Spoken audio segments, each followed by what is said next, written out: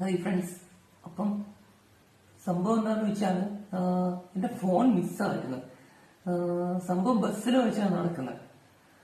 അപ്പം എപ്പോഴാന്ന് വെച്ചാല് ഞാന് എന്റെ ട്രീറ്റ്മെന്റിന് തൊട്ട് മുന്നേ ഞാൻ തിരുവനന്തപുരത്ത് പോയിരുന്നു, ഹോസ്പിറ്റലിൽ പോയിരുന്നു. ഞാൻ ഒറ്റയ്ക്ക് ബസ്സിലാണ് പോയത്. അപ്പൊ ഞാൻ പോയിട്ട് തിരിച്ച് തിരുവനന്തപുരത്ത് നിന്ന് ഒരു KSRTC ബസ്സിലാണ് കയറിയത്. അപ്പൊ ഞാൻ ഏറ്റവും ബാക്കിലത്തെ സീറ്റിലായിരുന്നു, ബാക്കിലെ സെൻട്രൽ സീറ്റിലായിരുന്നു. വിൻഡോ സീറ്റിലൊരു പയ്യനുണ്ടായിരുന്നു. അപ്പൊ അവൻ കോട്ടയം വരെ പോകുന്നൊരു ബസ്സായിരുന്നു. എനിക്ക് ആയൂരാണ് ഇറങ്ങേണ്ടത്. അപ്പൊ ആ പയ്യൻ കോട്ടയം വരെ ഉണ്ടെന്ന് തോന്നുന്നു ടിക്കറ്റ് എടുത്തേക്കുന്നത്. ഞാൻ ആയൂരാണ് ഇറങ്ങേണ്ടത്. അപ്പൊ അത് കഴിഞ്ഞ് കുറച്ച് ഒരു പകുതിയൊക്കെ ആയപ്പോഴത്തേന് വേറെ ആൾക്കാർ കയറി. അപ്പൊ എന്നെ അപ്പുറത്തെ സൈഡിലായിട്ട് ഒരാൾ വന്നു. അയാള് കോട്ടയത്താണ് പോകുന്നത്. അപ്പം ഞാനാണെങ്കില് ഉറങ്ങിപ്പോയി, നല്ല ഉറങ്ങിപ്പോയി. മാത്രമല്ല ഞാൻ ആ സമയത്ത് ഇട്ടുന്നത് ഒരു ലൈക്ര ടൈപ്പ് പാന്റാണ്. നമ്മള് ലൈക്ര ടൈപ്പ് പാന്റൊക്കെ യൂസ് ചെയ്യുന്ന സമയത്ത് മൊബൈലിൽ നന്നായിട്ട് സ്ലിപ്പ് ആവാനുള്ള ചാൻസ് ഉണ്ട്. മൊബൈലായാലും പേഴ്സ് ആയാലും സ്ലിപ്പ് ആവാനുള്ള ഒരു ചാൻസ് ഉണ്ട്. ഈ ലൈക്ര പാൻസീസ് നമുക്ക് ഇടാൻ ഭയങ്കര കംഫർട്ടബിളും നല്ല ലൈറ്റ് വെയിറ്റ് ഒക്കെയാണ്. പക്ഷെ സംഭവം ഇതാണ്, ഉറങ്ങിപ്പോയി കഴിഞ്ഞാൽ ഈ സാധനം ഭയങ്കര പെട്ടെന്ന് തന്നെ പോക്കറ്റിൽ നിന്ന് പുറത്തു പോകും ആ ഒരു പാൻസ്. അപ്പം അങ്ങനെ ഞാൻ ആയൂരെത്തി. ഞാൻ ബസ്സിൽ നിന്ന് ഇറങ്ങി, ഞാൻ ഉറങ്ങിപ്പോയി. എന്റെ സ്ഥലം എത്തിയപ്പം ഒന്നും ആലോചിക്കുന്നില്ല, എനിക്ക് ബസ്സിൽ നിന്ന് ഇറങ്ങുമ്പോ നമ്മള് അപ്പോഴേ ആദ്യം തപ്പുന്നത് ഫോണും പേഴ്സുമാണ്. ഇറങ്ങി കഴിഞ്ഞപ്പോഴാണ് ഞാൻ ഫോൺ തപ്പി ജസ്റ്റ് തുറന്ന് നോക്കാം എന്നുള്ള രീതിയിൽ ഫോൺ എടുക്കാനായിട്ട് ഫോൺ തപ്പിയപ്പം ഫോണില്ല. അയ്യോ, ആ ഒരു നിമിഷം നമുക്ക് ഫോൺ പറയാനുള്ള ഒരു ഇതെന്ന് വെച്ചാൽ നമ്മുടെ ബാങ്ക് പല കാര്യങ്ങളും അതിനകത്താണ്, എന്തെല്ലാം അക്കൗണ്ട്സും കാര്യങ്ങളുമാണ്. അപ്പം മറ്റൊരാൾക്ക് കിട്ടുമ്പോൾ ഒരു മിസ്യൂസ് ചെയ്യും എന്താണോ ഒന്നും നമുക്കൊരു പിടിയില്ല. ആ സമയത്ത് ഭയങ്കര പൈസയാണ് ഒരു, കാരണം അക്കൗണ്ട് വല്ലതും, കാരണം എനിക്ക് ട്രീറ്റ്മെന്റിന്റെ ഒരു ടൈമാണ് മുമ്പോട്ട്. അപ്പം അയ്യോ ആകെ ഒരു ടെൻഷനായി. അപ്പൊ എന്റെ മുമ്പിൽ ഞാൻ ഇറങ്ങി നിൽക്കുന്ന ഫോൺ തപ്പി ഇങ്ങനെ മുമ്പോട്ട് വന്നപ്പോ എന്റെ അടുത്ത് നിൽക്കുന്ന ഒരു ഓട്ടോക്കാരനാണ്. അപ്പം പുള്ളി നല്ല വയസ്സനായ ഒരു ഓട്ടോക്കാരനായിരുന്നു. അപ്പൊ ഞാൻ പെട്ടെന്ന് ചേട്ടാ എന്റെ ഫോൺ ഇങ്ങനെ ആ ബസ്സിൽ പോയി. തൊട്ട് മുന്നേ അതും ബസ്സാണെങ്കിൽ സൂപ്പർ ഫാസ്റ്റ് ആണ്, ഇതൊരു ഓട്ടോയാണ്. അപ്പൊ ഇനി അടുത്തൊരു മെയിൻ സ്റ്റോപ്പ് ബസ് നിർത്തുന്നത് കൊട്ടാരക്കര സ്റ്റാൻഡിലായിരിക്കും. അപ്പൊ ഞാൻ പറഞ്ഞു ചേട്ടാ പെട്ടെന്ന് എത്തണം, നമുക്ക് ആ ബസ്സിനെ ഫോളോ ചെയ്ത് പോകണം. ആ സമയത്ത് ഓട്ടോ എന്റെ മുമ്പിൽ അതാണോ ഉള്ളത്. അപ്പം ആ മനുഷ്യനാണെങ്കിൽ അദ്ദേഹത്തിന്റെ ഓട്ടോ കൂലി, ഞാൻ പറഞ്ഞു ചേട്ടാ എന്റെ പേഴ്സ് അല്ല പോയിരിക്കുന്നത്, എന്റെ മൊബൈലാണ് പോയിരിക്കുന്നത്, പൈസയൊക്കെ എന്റെ ഉണ്ട്. ആയൂരിൽ നിന്ന് കൊട്ടാരക്കര വന്നതിന് 250 രൂപ ആണെന്ന്. ശരി ആയിക്കോട്ടെ പോകാന്ന് പറഞ്ഞു. പെട്ടെന്ന് വണ്ടി എടുക്കാൻ പറഞ്ഞു. അങ്ങനെ പെട്ടെന്ന് വണ്ടി കയറി. ഒരു രക്ഷയില്ല. കുറച്ച് മുന്നോട്ട് ബസ് പിന്നെ കാണുന്നതേ ഇല്ല, എന്റെ ഫ്രണ്ടിലെ ബസ് കാണുന്നതേ ഇല്ല.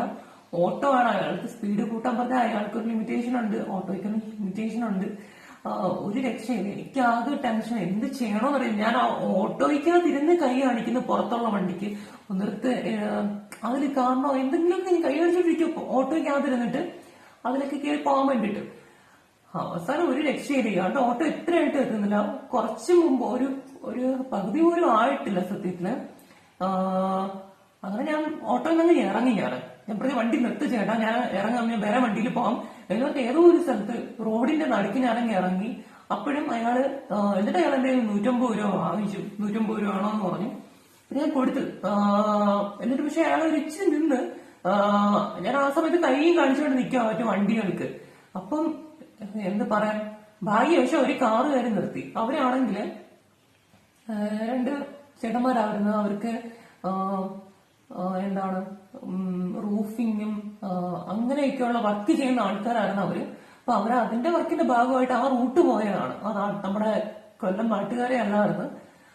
അങ്ങനെ അവര് അവിടുത്തെ പറഞ്ഞ വണ്ടി കയറാൻ പറഞ്ഞു. അപ്പൊ വണ്ടി കയറിയപ്പോ അവര് ചോദിച്ചു എന്ത് പറ്റിയാണ്. അവരാദ്യം മേടിച്ച ആക്സിഡന്റ് എന്തോ സംഭവിച്ചു എന്ന് പറഞ്ഞാണ് അവര് നിർത്തിയത്. എന്ത് നല്ല മനുഷ്യരാണ്, ആക്സിഡന്റ് സംഭവിച്ചെങ്കിൽ ഹെൽപ്പ് ചെയ്യാനായിട്ടായാലും അവർ നിർത്തിയ വണ്ടി.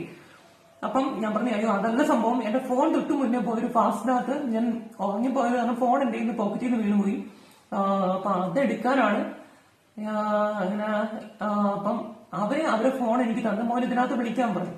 അങ്ങനെ ഞാൻ എന്റെ ഫോൺ മൊബൈൽ നമ്പറിലേക്ക് വിളിച്ച് ഒത്തിരി തവണ വിളിച്ച് റിങ് ചെയ്യുന്നുണ്ട്, പക്ഷെ ഫോൺ എടുക്കുന്നില്ല. അപ്പോഴും ടെൻഷൻ കുടിക്കും. അപ്പം ഫോൺ എടുത്ത് എന്തായാലും എന്റെ സീറ്റിന്റെ അപ്പുറം ഇപ്പുറം ഇരുന്ന് രണ്ടുപേരും കോട്ടയം വരെ ഉണ്ടെന്നുള്ള കാര്യം, എനിക്ക് കൊട്ടാരക്കരയിൽ നിന്ന് ഉള്ളിൽ നിന്നത് അവിടം വരെ എന്തായാലും ഇവർ ഇറങ്ങത്തില്ല എന്നുള്ള കാര്യം എനിക്ക് തോന്നുന്നു. ഫോൺ കിട്ടിയോണ്ടെങ്കിൽ അവര് അതുകൊണ്ട് ഇറങ്ങി അടുത്ത ബസ് പോകാൻ എന്നൊക്കെയുള്ളൊരു ചിന്തയാണ് എനിക്ക് മനസ്സിലാ സമയത്ത് വരുന്നത്. അപ്പൊ ഈ രണ്ട് വ്യക്തികള് ആ സമയത്ത് ദൈവമായിട്ടാണ് സത്യത്തിൽ അവര് വന്നത്. അപ്പൊ അവര് നല്ല സ്പീഡിന് പോയി. പക്ഷെ ഈ ബസ് എന്തായാലും ഒരു 5 മിനിറ്റ് കൊട്ടാരക്കര സ്റ്റാൻഡിൽ ഇട്ടിട്ടുണ്ടായിരുന്നിരിക്കും. നമ്മൾ കൊട്ടാരക്കര ജംഗ്ഷനിൽ എത്തിയപ്പം ബസ് സ്റ്റാൻഡിൽ നിന്ന് പുറത്തിറങ്ങി വളഞ്ഞു, കോട്ടയത്തേക്കുള്ള റൂട്ട് തിരിഞ്ഞു ബസ്. കുറച്ചും കൂടി പേടിക്കണ്ടേ, നമ്മൾ ബസ് കണ്ടല്ലോ എന്നവർ പറഞ്ഞു. അങ്ങനെ കുറച്ച് മുന്നിൽ കൊട്ടാരക്കര ജംഗ്ഷനിൽ കുറച്ച് മുന്നോട്ടും വണ്ടി നിർത്താൻ പറ്റുന്ന രീതിയിലും നല്ല ഹോൺ അടിച്ച് ഓവർടേക്ക് ചെയ്ത വണ്ടിയോടെ നിർത്തി. അങ്ങനെ അയ്യോ, അങ്ങനെ ഞാൻ KSRTCന്റെ ബാക്ക് ഡോർ തുറന്ന് ബസ്സിൽ തിരക്കുണ്ട്. പക്ഷെ ആ ഒരു സീറ്റിൽ ആരും ഇരുന്നത് പോലും ഇല്ല. എന്റെ ഫോൺ ആ അറ്റത്തിരുന്നവൻ, വിൻഡോ സൈഡിൽ ഇരുന്നവനല്ല, ഇപ്പുറത്തെ സൈഡിൽ അറ്റത്തിരുന്നവൻ ഇടയ്ക്ക് കയറിയവൻ ഫോൺ എടുത്ത് എന്റെ കയ്യിൽ തന്നെ. ഞാൻ ചോദിച്ചു എത്ര പ്രാവശ്യം അതിനകത്ത് വിളിച്ചു, നിങ്ങൾ ഈ ഒരു ഫോൺ ഇങ്ങനെ ഒരാളുടെ നിങ്ങൾക്ക് രണ്ടുപേർക്കും അറിയത്തില്ല, ഒരു ഫോൺ അവിടെ ഇരിക്കുന്നു, ഒന്നെങ്കിലും നിങ്ങൾ ഇത്രയും നേരമായിട്ട് കണ്ടക്ടറിനെ അത് ഏൽപ്പിച്ചതും ഇല്ല, ഈ ഫോൺ ഇത്ര റിങ് ചെയ്ത് എന്തായാലും ഫോൺ കളഞ്ഞ് മിസ്സായ ആളായിരിക്കാൻ വിളിക്കുക ആ സമയത്ത്, നിങ്ങൾക്ക് എടുത്തിട്ട് സംസാരിക്കണം. പക്ഷെ അപ്പം നിങ്ങളിത് സത്യസന്ധമായിട്ട് മുന്നോട്ട് പോകാൻ നിന്നവരല്ല, നിങ്ങൾ ഈ ഫോൺ എടുത്ത് ഒന്നുകിൽ ലാസ്റ്റ് പോകുന്ന ആൾ ഇത് എടുക്കുക എന്നുള്ളത് തന്നെയായിരുന്നു ഉദ്ദേശം. അല്ലെങ്കിൽ അവർക്ക് ഫോൺ എടുത്തിട്ട് ആരാണോ വിളിക്കുക എന്തായാലും വിളിച്ചാൽ, കാരണം അവർക്ക് ഫോണിന് വേണ്ടിയിട്ടായിരിക്കും ഉറപ്പായിട്ടും കോൾ ആരായാലും വിളിക്കുന്നത്. അപ്പം മിസ്സായ ഫോൺ തിരിച്ചു കൊടുക്കാനൊരു ഉദ്ദേശം ഉണ്ടായിരുന്നെങ്കിൽ ഏത് കോളായിരുന്നെങ്കിലും നിങ്ങൾ അറ്റൻഡ് ചെയ്തിരുന്നു. പക്ഷെ അങ്ങനെ ചെയ്തില്ല. ഭയങ്കര ഇതായിരുന്നു. ഞാൻ ആകെ കൂടി ടെൻഷനായിരുന്നു. എനിക്ക് ആ സമയത്ത് ഭയങ്കര എന്താ പറയുന്ന ഒരു ദേഷ്യവും വിഷമവും എല്ലാം ആയിരുന്നു. ഞാനങ്ങ് ബഹളം വെച്ചു അവിടെ കിടന്ന് ബസ്സിനകത്ത്. കാരണം എന്ത് കള്ളത്തരമാണ് കാണിക്കുന്നത്.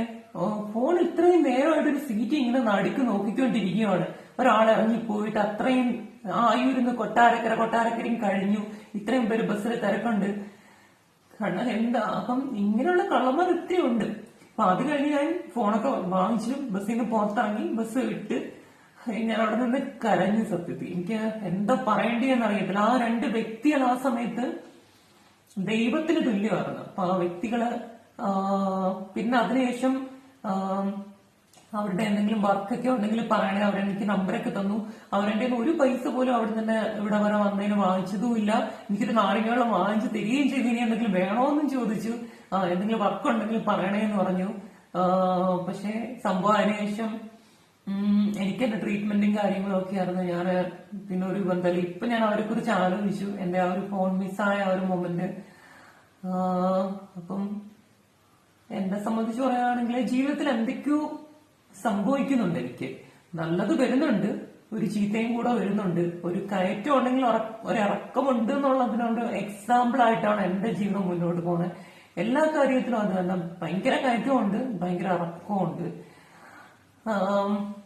എന്താണോ അത് എനിക്ക് മാത്രം എന്താണ്, പലരെ സംബന്ധിച്ച് നോക്കുകയാണെങ്കിൽ കയറ്റം മാത്രമുള്ള ഒത്തിരി പേരാണ്, ഇറക്കം മാത്രമുള്ളവരുണ്ട്.